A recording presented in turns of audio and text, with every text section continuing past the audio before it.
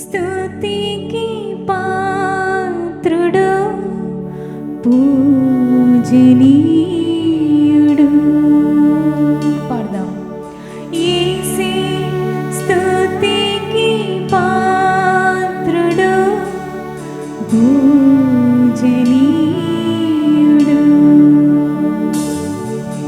మంచి దేవుడు యేసునాథుడు. మంచి దేవుడు యేసునాథుడు.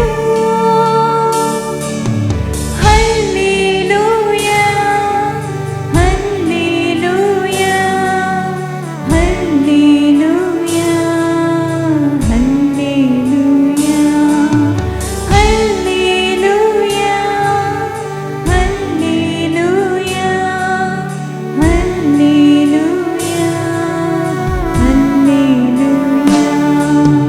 యేసే స్తుతికి పాత్రుడు పూజనీయుడు. యేసే స్తుతికి పాత్రుడు పూజనీయుడు.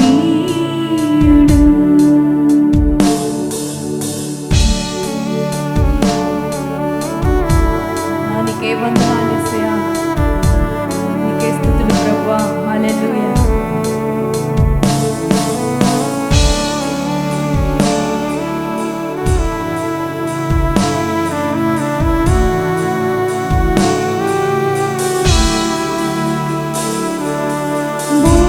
భూమ్యాకాశములు సముద్రములు అందుండు సర్వమును సృజించిన వాడు యేసే. సర్వమును ఎరిగిన దేవుడు. భూమ్యాకాశములు సముద్రములు అందుండు సర్వమును సృజించిన వాడు యేసే. సర్వమును ఎరిగిన దేవుడు. పాడదాం. మంచి దేవుడు మంచి దేవుడు యేసునాథుడు. మంచి దేవుడు యేసునాథుడు. హల్లెలూయా హల్లెలూయా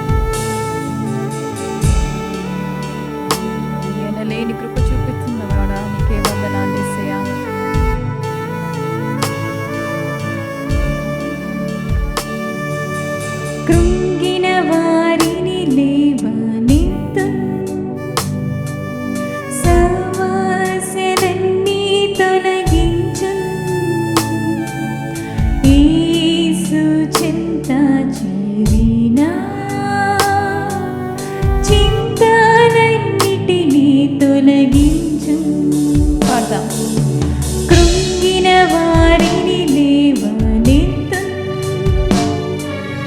సమస్యలన్నీ తొలగించు, యేసు చెంత చేరినా చింతలన్నిటినీ తొలగించు. మంచి దేవుడు యేసునాథుడు, మంచి దేవుడు యేసునాథుడు.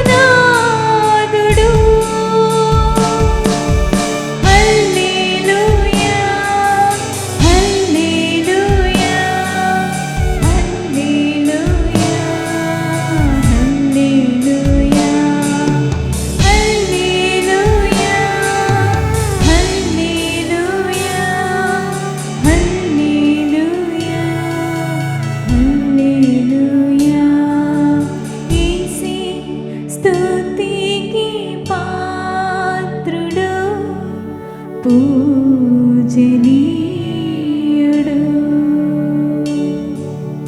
యేసే స్తుతికి పాత్రుడు, పూజనీయుడు. మంచి దేవుడు యేసునాథుడు. మరి రెండు చేతులు దేవుని వైపు చాపి యేసయ్యా. యేసునాథుడు హల్లెలూయా హల్లెలూయా హల్లెలూయా హల్లెలూయా హల్లెలూయా హల్లెలూయా హల్లెలూయా హల్లెలూయా హల్లెలూయా హల్లెలూయా హల్లెలూయా హల్లెలూయా.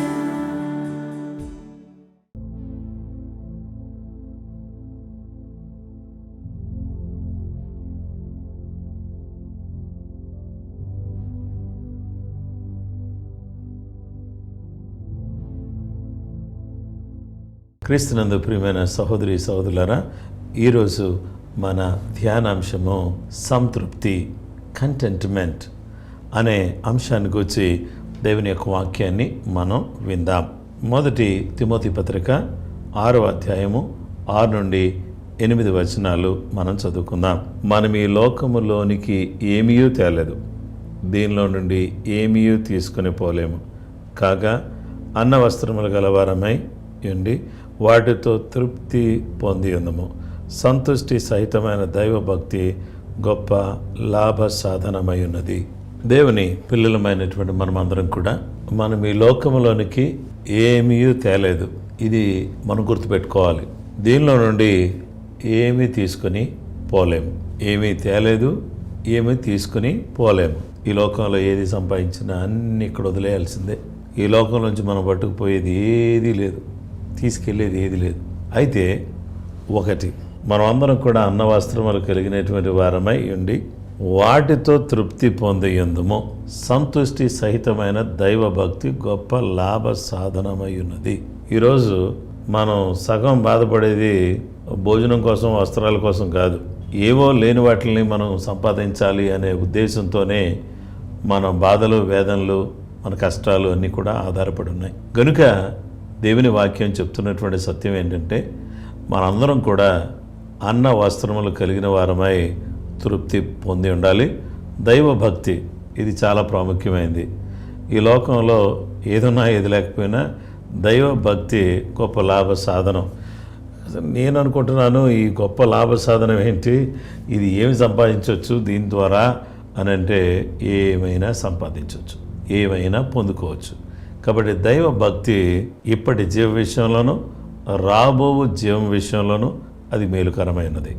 కనుక ఇప్పటి జీవం విషయంలో దైవభక్తి మంచిది, రాబోయే జీవం విషయంలో కూడా దైవభక్తి మంచిదే. కాబట్టి అందుకనే మనందరం కూడా సంతృప్తి కలిగి ఉండాలి అని అంటే సామెతల గ్రంథంలో భక్తుడు ప్రార్థన చేస్తున్నాడు. ఈరోజు మన ధ్యానంలో సంతృప్తి కలిగి ఉండడానికి ప్రార్థన చాలా అవసరం. సామెతల గ్రంథం 30వ అధ్యాయం 8-9 వచనాలు. వ్యర్థమైన వాటిని అబద్ధములను నాకు దూరముగా నుంచుము. వ్యర్థమైన వాటిని అబద్ధమును నాకు దూరంగా ఉంచు. ప్రార్థనలో చూడండి, మనం ఎప్పుడూ అలాంటి ప్రార్థన చేయం.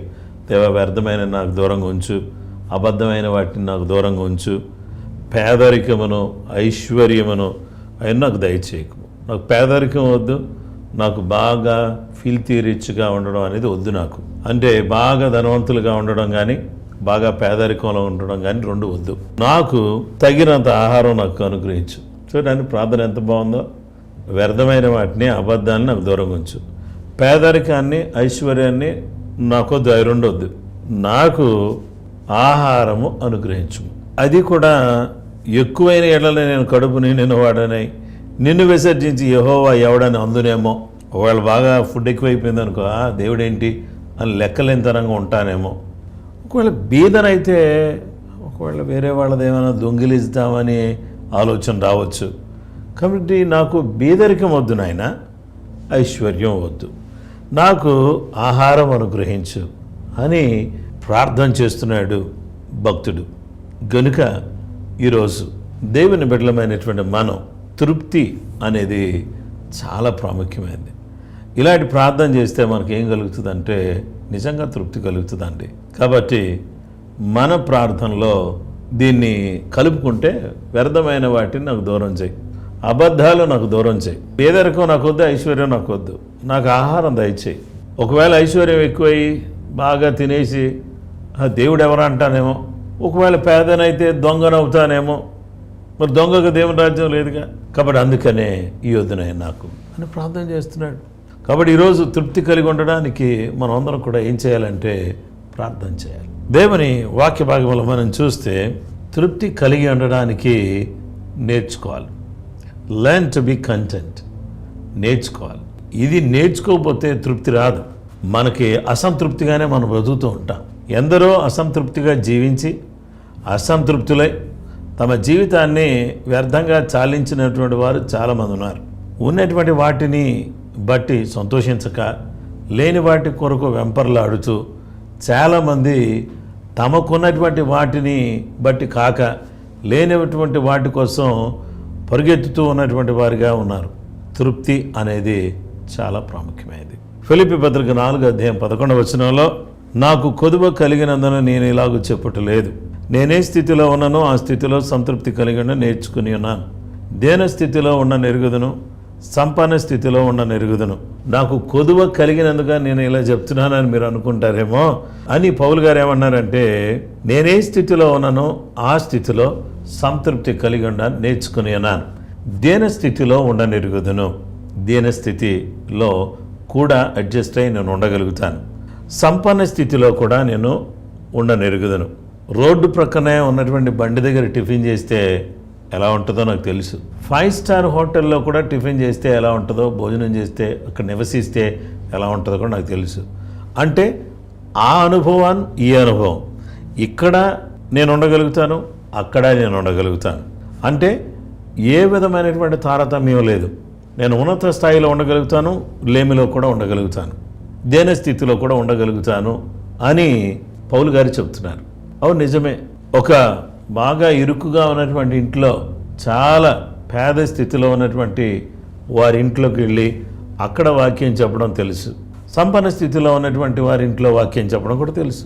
అక్కడ ఎలా ఉండాలో ఇక్కడ ఎలా ఉండాలో కూడా రెండు కూడా నాకు తెలుసు. వ్యక్తిగతంగా నేను కూడా ఈ విషయాన్ని నేను నేర్చుకున్నాను. దేవుని బిడ్డలారా, దేవుని సముఖంలో ఆయన సన్నిధిలో ఏ స్థితిలో ఉన్నా కడుపు నిండి ఉండుటకు, ఆకలి కొని ఉండుటకు, సమృద్ధి కలిగి ఉండుటకు, లేమిలో ఉండుటకు నేను నేర్చుకున్నాను. నేను సమృద్ధిగా కడుపు నిండా ఉండడం నాకు తెలుసు, ఆకలి నాకు తెలుసు, లేమిలో ఉండడం నాకు తెలుసు. ఈ అన్నిట్లో ఉండడం నేను నేర్చుకున్నాను అని పౌలు గారు చెప్తున్నారు. మనం ఈ విధంగా నేర్చుకున్నట్లయితే అసంతృప్తి అనేది మన కుటుంబాలను ఏలుబడి చేయదు. అసంతృప్తి ద్వారా అసమాధానం వస్తుంది. అసమాధానం ద్వారా మానవునికి అశాంతి వస్తుంది. అశాంతి ద్వారా తొందరపాటు నిర్ణయాలు తీసుకుని ప్రాణాన్నే కోల్పోయే పరిస్థితులు వస్తాయి. అందుకనే ఏ ఒక్కరు కూడా అనాలోచనగా ఉండకుండా అత్యంత జాగ్రత్తగా ఉండడానికి ప్రయత్నం చేయాలని ప్రభు పేరట నేను మీకు మనవి చేస్తున్నాను. పరిశుద్ధ లేఖనములో ప్రభు అయిన దేవుడు మనకు తెలియజేస్తున్నటువంటి సత్యం ఏంటంటే, మనం ఏ స్థితిలో ఉన్నా ఆ స్థితిలో సంతృప్తి కలిగి నేర్చుకోవాలి. నేర్చుకుంటేనే సంతృప్తి కలిగి ఉండగలం. ప్రార్థన సంతృప్తినిస్తుంది. నేర్చుకోవడం వల్ల సంతృప్తి కలిగి ఉంటాం. ఇక మూడవది, బీ కంటెంట్, తృప్తులై ఉండండి. హెబ్రీయులకు రాసిన పత్రిక 13వ అధ్యాయం 5వ వచనంలో, ధనాపేక్ష లేని వారై మీకు కలిగిన వాటితో తృప్తి పొందియుండుడి. నిన్ను ఏమాత్రమును విడువను, నిన్ను ఎడబాయను అని ఆయనయే చెప్పిన కదా. ఇక్కడ ధనాపేక్ష మన తృప్తిని తీసేస్తుంది. కాబట్టి అందుకనే ధనాపేక్ష లేని వారమై మనం కలిగిన వాటితో మనం తృప్తిగా ఉండడం అనేది అత్యంత ప్రాముఖ్యమైన విషయం. గనుక ఈ సందర్భంలో మనమందరం కూడా తెలుసుకోవాల్సిన విషయం ఏంటంటే, ధనాపేక్ష సమస్తమైన కీడులకు మూలం. కాబట్టి ధనాపేక్ష అనేది మనలో లేకుండా మీకు కలిగిన వాటితో తృప్తి పొందియుండుడి. దేవుడు అన్నాడు, నేను నిన్ను విడువను, నేను ఎడబాయను, మీకు కలిగిన వాటితో తృప్తి పొంది ఉండండి. అసంతృప్తిగా ఉన్నటువంటి పక్షులు మనకు కనబడవు. అసంతృప్తి అనేది మనకు మంచిది కాదు. అసంతృప్తితో, అశాంతితో, అసమాధానముతో మన జీవితంలో ప్రతిదానికి కూడా తొందరపడుతూ, ఆందోళన చెందుతూ, ప్రతి విషయంలో కూడా కంగారు పడుతూ ఉండడం కంటే, ప్రభువా నీవు నాకు ఇచ్చిన వాటితో నేను తృప్తి కలిగి నిన్ను స్తుతించడానికి సహాయం చేయండి ప్రభువా అని మనం ప్రార్థన చేసుకోవాల్సిన వారుగా ఉన్నాం. గనుక నా ప్రియమైన వారులారా, మీరు ప్రార్థన చేస్తే మీ ప్రార్థన సరైనదిగా ఉంటే తృప్తి కలిగి ఉంటారు. రెండవది, మీరు దేవుని సన్నిధిలో పౌలు గారు చెప్పినట్టుగా తృప్తి కలిగి ఉండడం నేర్చుకుంటే చాలా తృప్తి అనిపిస్తుంది. దేవుని వాక్యాన్ని బట్టి కొన్నిసార్లు చాలా శ్రేష్టమైన బిర్యానీ తిన్నటువంటి రోజు కంటే చిన్నగా పచ్చడి వేసుకుని తిన్నటువంటి రోజు ఇంకా ఎక్కువ తృప్తిగా ఉండొచ్చు.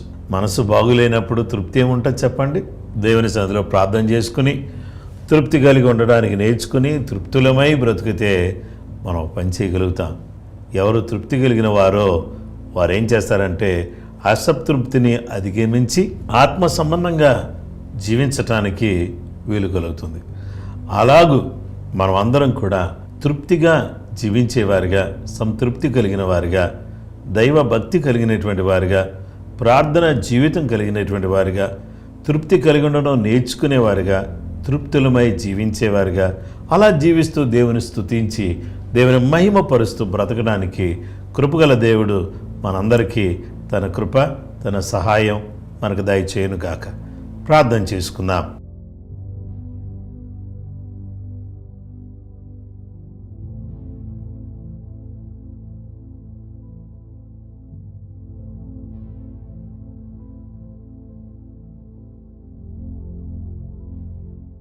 ప్రేమ కలిగిన మా గొప్ప తండ్రి, ఆశ్చర్యకరుడా, ఆలోచనకర్త, నీ ఘనమైన శ్రేష్టమైన ఉన్నతమైన నామమును బట్టి నీ కృతజ్ఞతలు తెలియజేస్తున్నాం. మా ప్రభువా, సంతుష్టి సహితమైన దైవభక్తి గొప్ప లాభ సాధనమైనది. మా ప్రభువా, మేము ఈ లోకములో నీకు ఏమీ తీసుకురాలేదు, దీంట్లోంచి ఏమీ తీసుకుని వెళ్ళలేం. కాబట్టి మేము ఈ లోకములో అన్నపానములు కలిగినటువంటి వారమై, అలాగే అన్న వస్త్రాలు కలిగినటువంటి వారమై తృప్తిగా జీవించడానికి సహాయపడమని ప్రార్థన చేస్తున్నాం. యేసు ప్రభువా, నీకు వందనాలు. మేము ప్రార్థన చేసి తృప్తి కలిగిన వారిగా ఉండడానికి, మేము ఏ స్థితిలో ఉన్నా ఆ స్థితిలో మేము తృప్తి కలిగి ఉండాలని నేర్చుకోవడానికి, మేము తృప్తులమై నిన్ను స్తుతించి నిన్ను ఘనపరచడానికి సహాయం చేయండి. సువార్త అందని వారికి సువార్త అందించడానికి, దేవా, అనేక మందిని నీ వైపు తిప్పడానికి, నీ సహాయం దయచేయమని ప్రార్థన చేస్తున్నాం.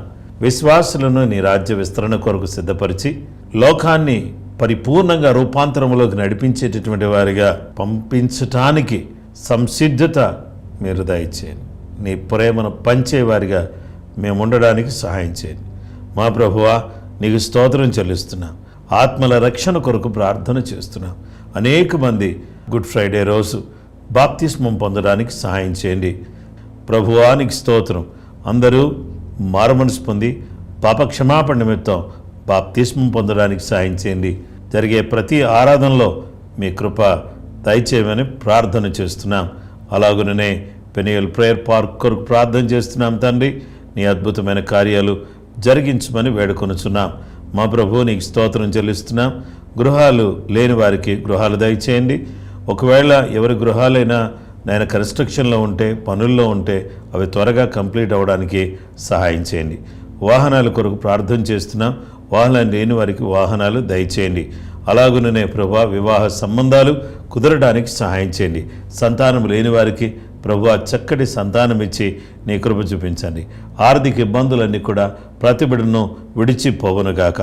కోర్టు కేసెస్ నుంచి పరిపూర్ణమైన విడుదల, నెమ్మది నీ బిడ్డలకు దయచేయండి. ఏ విధమైన వ్యాపారంలో ఉన్నా వారి వ్యాపారములలో మీరు తోడుగొండండి. వారి ఏ విధమైన వృత్తిలో ఉన్నా వారి వృత్తుల్లో మీరు తోడుగొండండి. ఉద్యోగాలు లేని వారికి ఉద్యోగాలు దయచేయండి. రోగులను స్వస్థపరచండి. బలహీనులను ముట్టండి. దుఃఖంలో ఉన్న వారికి ఆదరణ దయచేయండి. దేవా, కనికరం, నీ కృప, నీ సమాధానం మీరు దయచేయమని ప్రార్థన చేస్తున్నాం. సంఘ క్షేమం కొరకు ప్రార్థన చేస్తున్నాం. సార్వత్రిక సంఘం కొరకును, అలాగే మా ప్రభువా స్థానిక సంఘం కొరకును మేము ప్రార్థన చేస్తున్నాం. మా బ్రాంచ్ చర్చెస్ అన్నిటి కొరకు ప్రార్థన చేస్తున్నాం. ప్రార్థనా పోరాటం ఇవన్నీ కూడా సవ్యంగా జరగడానికి సాయం చేయండి. లంగరౌస్లోను, ఫిలిం నగర్లోను, హఫీజ్పేటలోను, మొబైల్ చర్చ్ ద్వారాను జరుగుతున్నటువంటి సేవా పరిచర్యలను మీ నామములో జ్ఞాపకం చేసుకోమని ప్రార్థన చేస్తున్నాం.